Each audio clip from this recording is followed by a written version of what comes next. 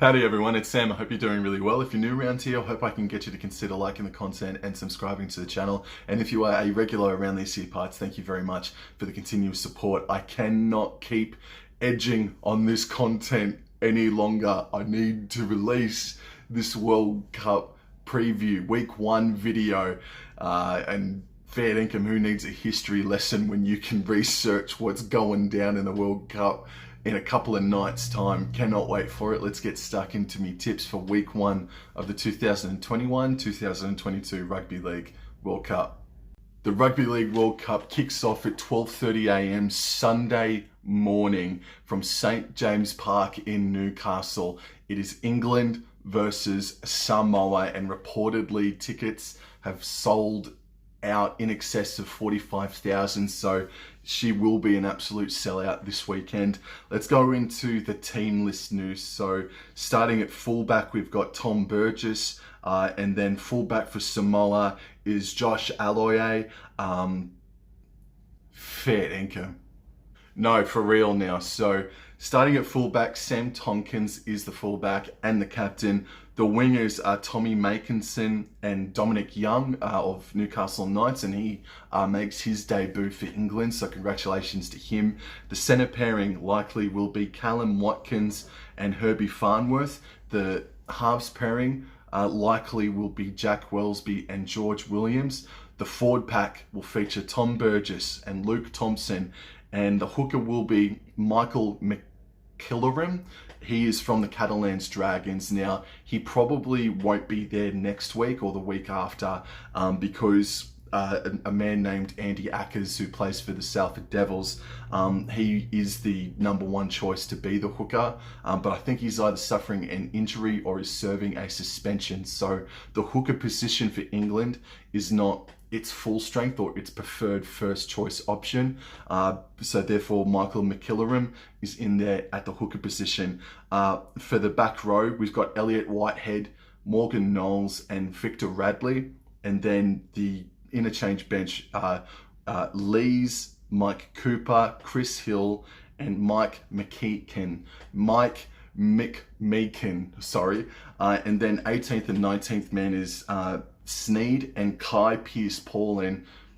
I've heard so much about this guy called Kai Pearce-Paul, and can't wait to actually see him go around. I'd actually probably throw him in as a late inclusion, swap him out for one of the other interchange bench players, just to see him actually go around. Moving to the Samoan side, this is a pretty sweet side, but they got to remain in the game for the full 80 minutes and can't switch off like they traditionally have done for the past few years. At fullback, Joseph Suali'i. The wingers are Hamiso Tabuai-Fidow and Brian To'o. The centre pairing is Isaac Tungo and Stephen Crichton. The halves pairing is Jerome Luai and captain Anthony Milford. The front row, Josh Papali'i makes his Samoan test debut, and his pairing will likely be Junior Paulo. And the hooker is Danny Levi. Danny Levi actually just got signed up by the Canberra Raiders as well, so look forward to that, Raiders fans. The back row, likely this is another thing as well. These team lists are coming out at a really late snail's pace, and it's not actually what I think will be on game day as well. There's going to be a lot of swapping and changing, so at the moment, this is just how I would work things out. The back row for Samoa would be Kelma Tuolangi, Jaden Sewer, and Josh Aloiai in the lock position. And then the interchange bench, I'd have Chanel Harris-Tavita on the interchange bench. If not, you'd go for Tyrone May.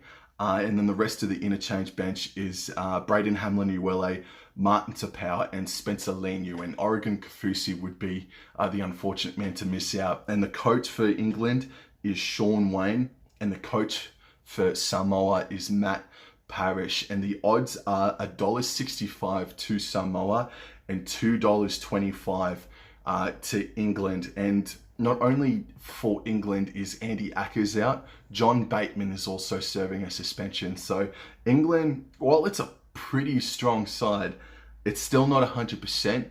I look over at Samoa And I think that's about as good as it can get. Like, there are still a couple of superstars that are missing out who have been selected in the massive overall squad. But I think that's about as good as a Samoan side can get, really. This is a great way to kick off the Rugby League World Cup. And again, it's kicking off at 12:30 a.m. on Sunday morning, so in 30 odd hours time or thereabouts. This is a tough one to pick. At $2.25, can't blame anyone for veering the way of England, but there's a lot of Penrith Panthers in this Samoan side, especially across the back line, and then Joseph Suali'i and Hamiso Tabuai-Fidow fit in there beautifully, man. I think that forward pack for England, though, is going to give Samoa a bit of curry. This is a flip of the coin. I think it's going to be 1-12 either way. And I'm going to pick the favourite. I think Samoa, they've been promising for a couple of years that one of these days they're going to explode, and there's no better time than the friggin' present. And the way that this squad is right now for Samoa, I think Samoa can do something pretty special if they can get it all right mentally and keep in the game for the full 80 minutes. I'm going to go Samoa 1-12. Game number 2 of week 1 is from Headingley Stadium in Leeds. The Australian Kangaroos host the Fiji Bati, and the Kangaroos are at $1. The Fiji Bati are at $26. Holy moly.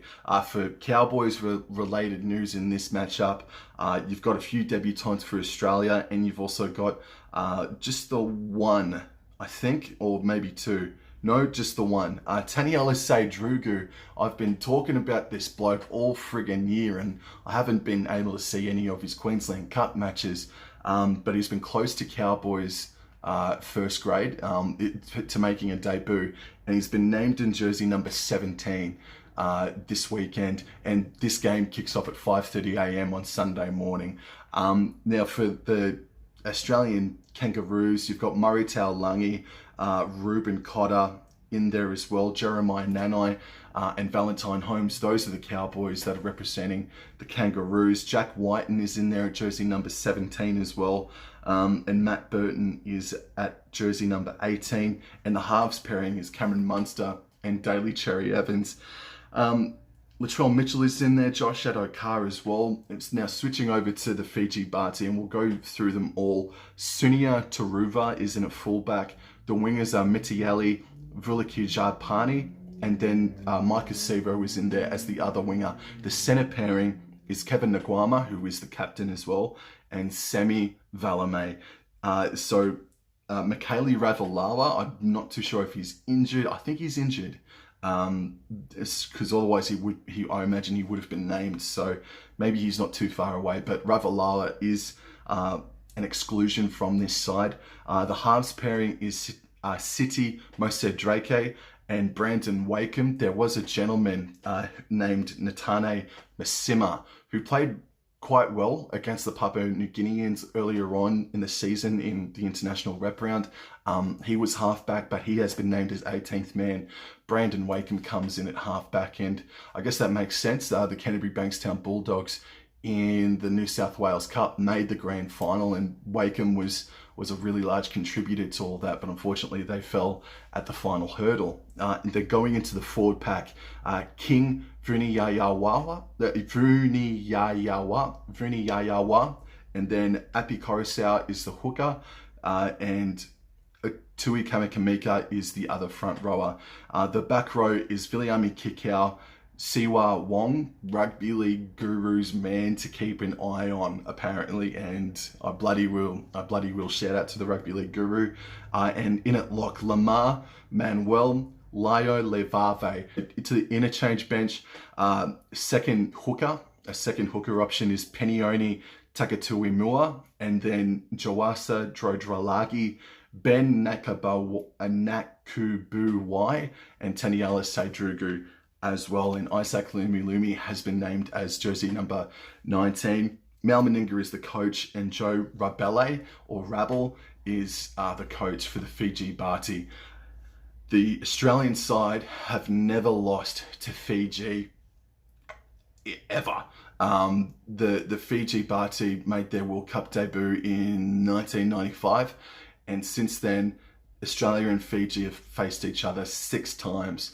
Australia have won on 6 of those occasions, maybe even 7 times. And the scoreline has always been 20 or 30 plus. So it's not good reading. And the Fiji Bati against Papua New Guinea, they weren't rather all there to begin with. It was still a great contest. And then they had their game against, they had their practice match recently. I think it was against New Zealand, and they got pumped 74-0. So they're not coming in with the strongest form, Fiji, which is a shame, because in the weeks leading up to, Fiji could have been really that side to keep an eye on. But you've got no Tarek Sims there. You've got no Saifidi brothers as well. Michaele Ravalawa is out as well. So it's not the strongest possible side for the Fiji squad. Australia are going to win this one, unfortunately, Fiji, by 13 plus. Game number 3 of week 1 kicks off on Monday at 12:30 a.m. from Kingston Park in Newcastle. It is Scotland versus Italy. Scotland is $1.25 favourites to Italy, the outsiders, at $4. These two sides met in the 2017 World Cup. These two sides have met before in a previous World Cup, and it ended up being a 30-all draw. And this is where, for the rest of this video, none of the team lists or match day game squads have been made available. They haven't released them all yet. So this is all really second guessing myself. This is all really taking a stab at the dark. And so when I look at the Scotland side, I feel like that the Scotland side have a bigger forward pack and are more experienced. And I look to the Italy squad, and the Italy squad, while they have a couple of players from the Sunshine Coast Falcons, for example, who went to the preliminary final of the Queensland Cup, and Cooper Johns as well in the halves, they're relatively inexperienced. Their captain, Brendan Santi, he's the captain, but he also was there for Italy when they made their World Cup debut in 2013. So he's their absolute leader, of course. You've also got Nathan Brown from the Parramatta Eels. From the Blacktown Sea Eagles, you've got Joey Tramontana. And then South Sydney Rabbitohs 5'8", Jack Campagnolo. For all of the inexperience that the Italy squad have or are working with, I think Italy, though, most of their players have played every single game in Queensland Cup or in New South Wales or overseas. If Scotland, obviously, if anyone takes anyone lightly, you're going to get rubbed out. So if Scotland take Italy lightly, I think there could be an upset, but I really like the look of the Scotland squad. Ryan Brearley, the halfback, who will be the halfback for Scotland and has been the halfback for Salford. I think he's the man to watch in this game. But Scotland are doing this without Lachlan Coote. Lachlan Coote would have been the fullback, but I think he's omitted himself, or he is recovering from off-season surgery or what have you. But Lachlan Coote could have been there. He won't be there. But that's not going to stop me from tipping Scotland 1-12. This Monday from 3 a.m. Australian Eastern Standard Time, it is Jamaica making their World Cup debut up against Ireland, and this is coming to us from Headingley Stadium in Leeds, and the bookies have got Jamaica at $26 and Ireland are at $1. And this match right here is the unknown for me, and I will be watching this game, obviously, just to get a feel of what these sides look like, who these players are, because I don't watch the Super League, so there's a lot of Super League representatives and French players as well. So this is a really battle of the unknown, so I can't give you a proper preview to this, and especially that the game day team lists have not been revealed as well. There is nobody of NRL fame that is in the Jamaican squad, but Huddersfield Giants represents Jamaica a lot, and the Duini Park Red Sharks are also up there for representatives in this Jamaican side. Ireland, Jermaine Jolliffe from the Gold Coast Titans and Luke Keary is in there for Ireland as well. Just because Luke Keary is going to be one of the halves for Ireland doesn't necessarily mean that that's it, close the door, forget about it. They're going to win this one massively. Jamaica will be up for this naturally. It is their debut game in a World Cup. So let's see how they go, but I'm not going to be backing them though. I'm going to tip Ireland to win this game. 13 plus, but not an extravagant 13 plus. Then we venture off to Halliwell Jones Stadium in Warrington, Monday, 5:30 a.m. Australian Eastern Standard Time. The New Zealand Kiwis are hosting the Lebanon Cedars, and the bookies once again have got $1 for the Kiwis, $26 about Lebanon. This New Zealand side, the time is right now, bro. I think that their squad, their potential best game day team list, is better than Australia's, and I'm going for the Kangaroos, don't get it wrong, but man, this New Zealand side is absolutely stacked. I'm going to take a stab in the dark here. Joseph Manu will be the fullback. The wingers will be Jordan Rapana and Ronaldo Mulatalo. Chance Nickel-Klukstar and Peter Hiku will be the centres. The halves pairing Dylan Brown and Jerome Hughes. The forward pack, I mean, take your friggin' pick. The forward pack, Jesse Bromwich, captain, Brandon Smith, hooker, Jared Waerea-Hargreaves, jersey number 10. And then the back row, I'd have Isaiah Papali'i, Kenny Bromwich, and Joseph Tarpanay. And then the interchange bench, Jeremy Marshall-King to have a 15-minute stint to take Brandon Smith off for a little while. Then Nelson Asofa-Solomona, Isaac Liu, and Moses Leota to come off the bench, if you don't friggin' mind. And Michael Maguire is the coach. Shifting over to Lebanon now, the two massive names that are instantly recognisable, Adam Dewey and Mitchell Moses. Now, there is a potential position swap. Adam Dewey might play fullback, he might be 5'8". The reason, or the player that could muck around with this, is a young man named Khalid Rajeb, or Rayeb. Excuse me if I'm incorrect on either of those. But this gentleman is apparently killing it at Canterbury in the youth competition, and I think he made his New South Wales Cup debut as well towards the back end of this year as well. So this guy has got some mustard about him. Some other notable names as well. You've got Jacob Carraz, who is touted to take a centre position. Morkos from the Canberra Raiders taking up the other. Josh Mansell will all likelihood take up one of those wing positions as well. The captain for Lebanon is a man named Kane Kalash. He is a lock for the Lebanon Cedars, and the last time that we saw Lebanon play, they won 13 plus against Malta, and she was a pretty spicy old game, and Kalash was definitely a standout from that contest as well. And so was the gentleman Hannah El Nasha. I hope I pronounced that right as well. He was absolutely everywhere, that bloke. Jersey number 10, watch out for him. Hannah El Nasha, watch out for him. But I'd like to think that they can probably score a try against New Zealand, but you'd be daft to back against the Kiwis in this one. I'm going to go the New Zealand Kiwis to win this one 13 plus.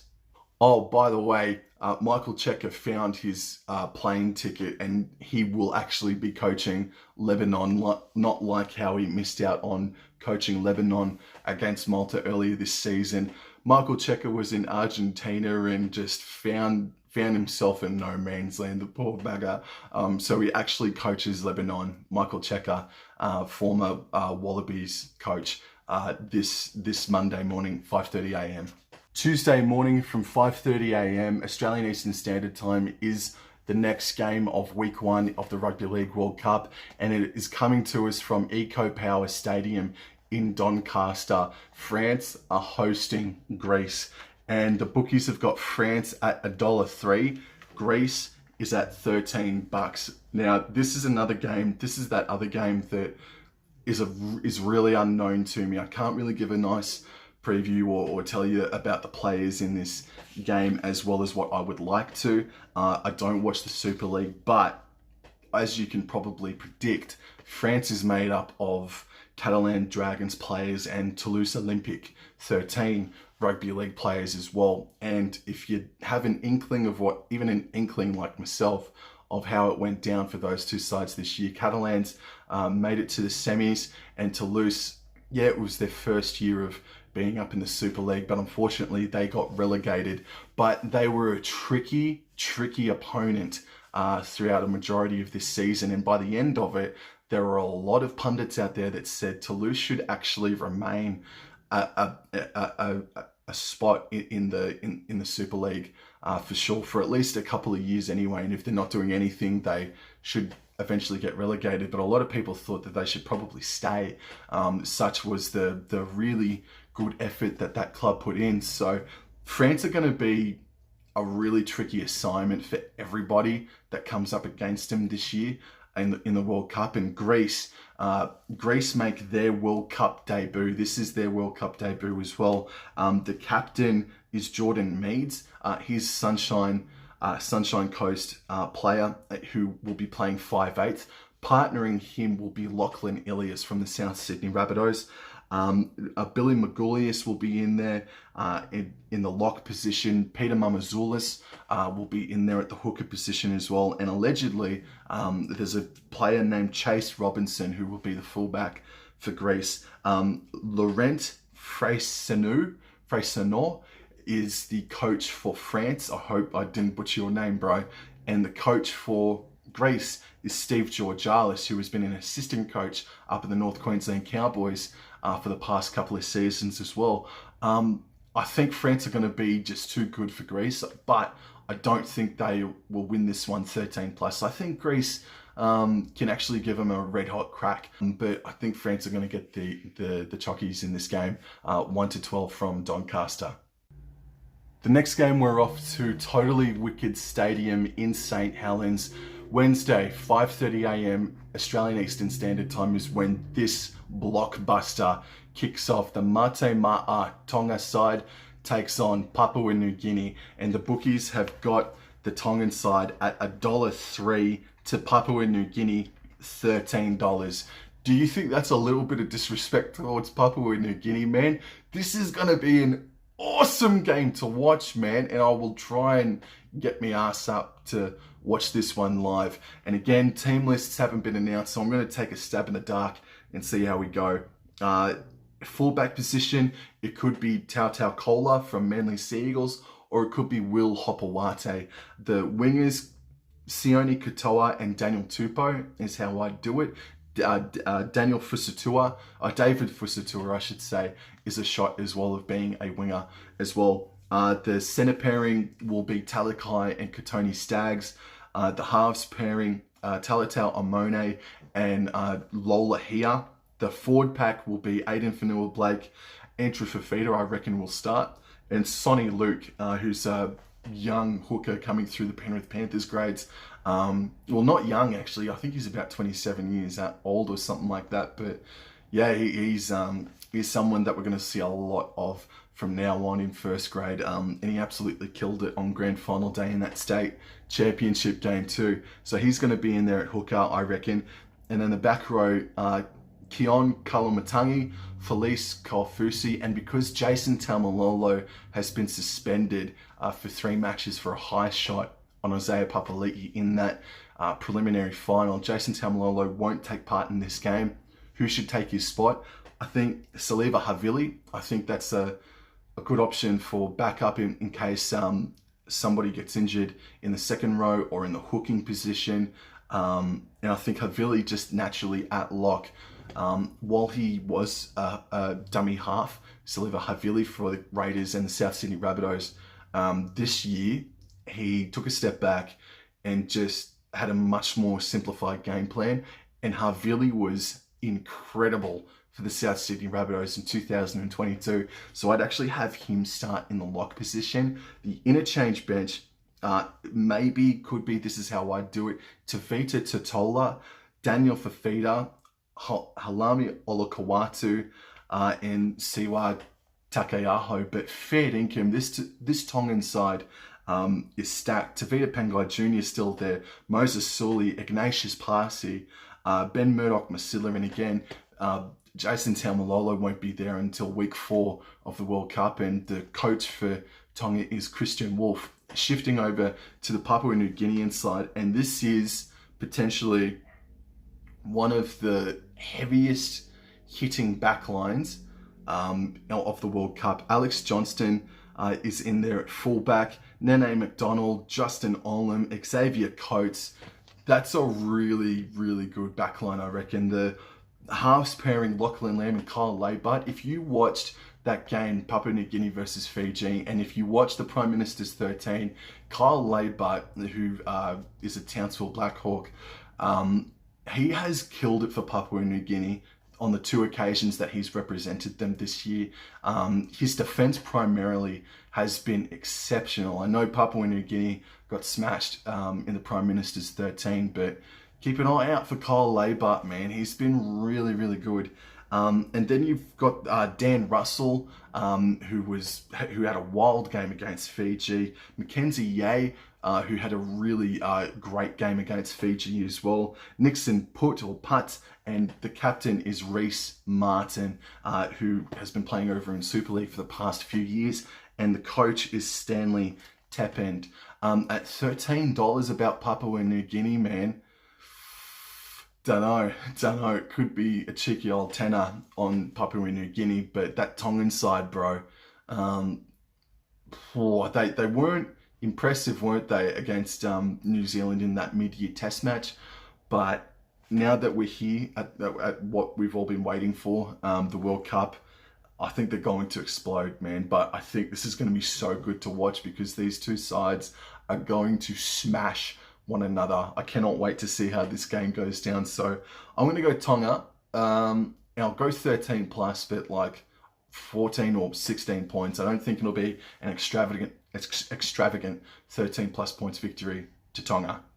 And the final game of week 1 is coming to us from Lee Sports Village Stadium in Lee. Wales are hosting the Cook Islands on Thursday morning at 5:30 a.m. Australian Eastern Standard Time. Wales versus the Cook Islands. And the bookies have actually got the Cook Islands in front at $1.15. Wales are $5.50. Wales, they could have had Bradman Best in their squad, Tyson Frizzell as well, but they weren't selected. The captain for them, Elliot Kia, he's a Super League player that has played over 170 games of Super League. Bailey Antrobus, he had never made his first grade debut for the Dragons, but he'll be a winger or a centre player for Wales. He moved overseas this year, and I actually, if you don't mind me telling you, I interviewed him on the 9-hour live stream, so he was really good to talk to. And young man Caleb Akins, who was with Penrith, was with the Canberra Raiders, and he's now with the Super League. So Caleb Akins is the fullback, and he's a goer. He's a goer, Caleb Akins, in at fullback for Wales. And the coach is John Keir. And shifting over the Cook Islands, and I know I've said this a couple of times, and a lot of other people say this too, but you take the Cook Islands on lightly at your own expense. Cook Islands against Samoa this year, yeah, they ended up losing, I think, by 20 points. It was something like 40-10 or 40-16. But against Samoa, the Cook Islands, there was a period of about 10 to 15 minutes, maybe even 20, where they wrestled momentum into their favour, and they looked like that they were coming to get Samoa. And this side that could be named in the next couple of days, it's quite a good squad, man. And it would be NRL Telstra Premiership winning side, in my opinion. Like, it's a really good side, man. Starting at fullback, Kyle Iro. The wingers, Steve Masters and Paul Erberg. The centre pairing, Anthony Jelling and Brad Takarangi. The halves pairing, John Ford and Isan Masters, who was really good at 5'8" against Samoa earlier this year. Then Dylan Napa will be in there, Zane Teravano, Brendan Piakura, Tepai Maroa, TC Rabati, Pride Peterson Rabati, Makahisi Makatoa, and Davey Mawali. That is a strong forward pack, man. Their weakness is in the halves, or probably their spine, for the exception of Kyle Iro. And by the way, his son Masters is the captain as well. But that forward pack for Cook Islands, man, you take them lightly, you might get flattened. Wales, though, they don't have to do much travelling, obviously. It's not like they have to travel to New Zealand or Australia to come take on the Cook Islands. So there's not too much disruption for them. So at $5 plus, bro, what is it actually? It's $5.50 about Wales. Oh man, that's all right, isn't it, eh? Like, that's all right, but that Cook Islands side, bro, and after watching them for years and years now, even though I know there was a couple of years there without International Rugby League, Cook Islands, bro, they're just always there. They're like a freaking pit bull, bro. Once they latch onto you, it's really hard to let go of, bro. And you know that you're always in a game against Cook Islands, bro. I'm going to go Cook Islands, and I'm going to say 1-12, bro. I think this is going to be a really, really interesting game, man, up against Wales. But yeah, Cook Islands, man. Plus, their jersey is absolute mint. Have you seen Cook Islands jersey? It's absolute mint. Yo, that's it for me. I will be back next week to preview the Women's World Cup. I'm pretty sure that's when things kick off there. If not, you will see me to preview week 2 of the Men's World Cup. Yeah, the rugby league content will continue for sure, especially with this tournament going on. I hope your team wins this weekend, except for Fiji. Go the Kangaroos, and I'll see you on the next one. Adios.